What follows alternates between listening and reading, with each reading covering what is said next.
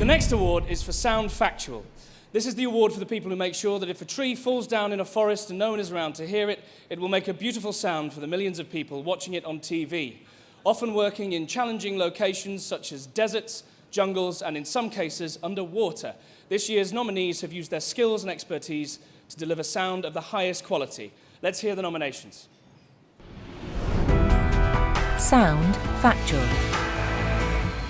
Human Planet, Jungles. For the Bayaka tribe of Africa's Congo Basin, it's the sounds of the jungle that most inspire them.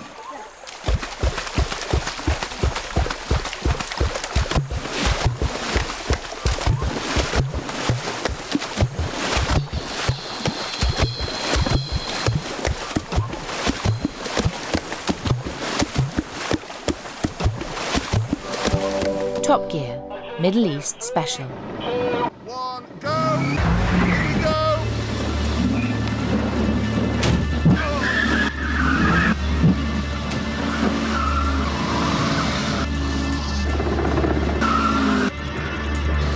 Come on!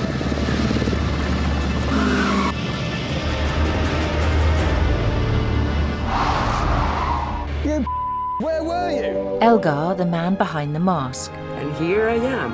I'm going to say that for the third time and look to find this climax is very difficult.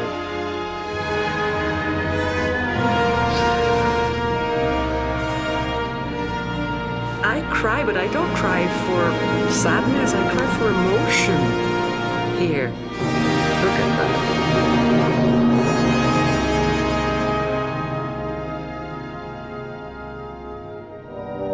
Human Planet, Oceans.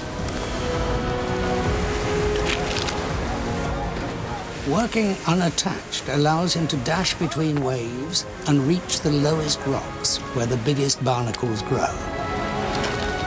But one slip could be fatal.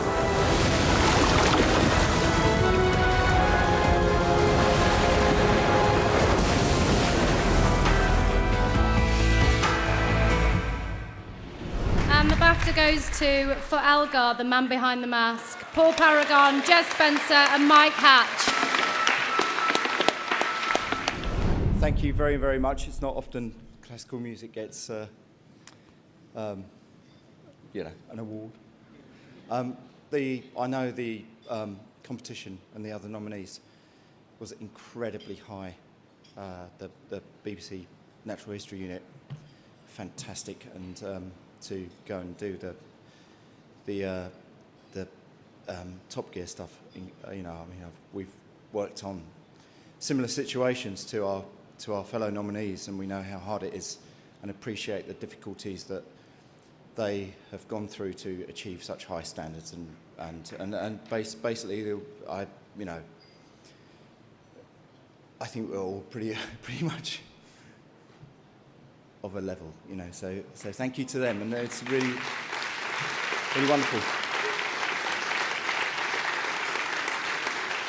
But thanks also to the people that helped us get this. John Bridcut, the director, and Jan Younghusband, and everybody else, Adam and Fiona, and all the people that helped us with the sound and running out cables and sticking microphones on stands and all that kind of stuff.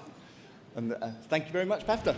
Guys, congratulations on the award. Thank you very much. What do you think it was about the Elgar thing that stood out to the judges?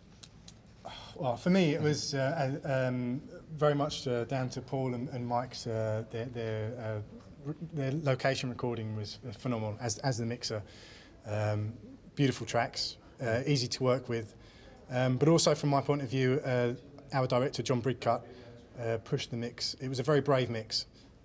In places, obscuring dialogue, which I was initially worried about. But it was the right thing to do because it gave the viewer a real sense of the crescendos, the diminuendos, everything that Elgar wanted you to feel. You got a sense of it, and you could see what the interviewees were feeling just purely by the emotion on their faces. So for me, it was those two things: amazing tracks from these guys and a brave mix.